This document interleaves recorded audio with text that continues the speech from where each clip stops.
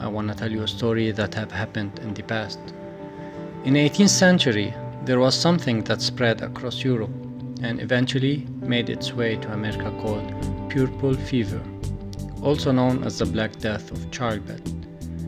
Basically, what was happening is women were giving birth and they would die within 48 hours after giving birth. This Black Death of childbirth was the ravage of Europe, and it got worse and worse and worse over the course of over a century.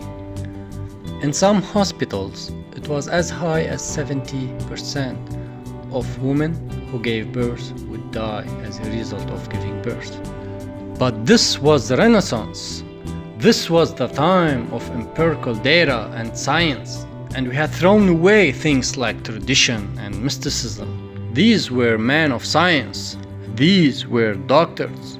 And these doctors and men of science wanted to study and try and find a reason for this Black Death of childbirth.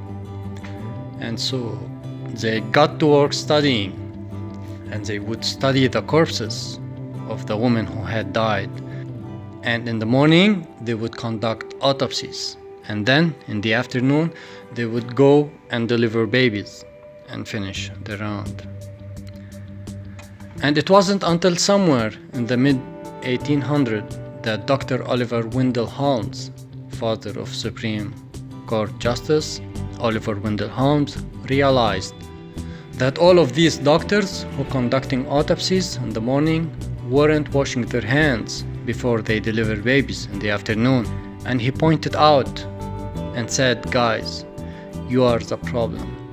And they ignored him and called him crazy for 30 years, until finally somebody realized that if they simply washed their hand, it would go away. And that's exactly what happened. When they started sterilizing their instruments and washing their hands, the Black Death of childbirth disappeared.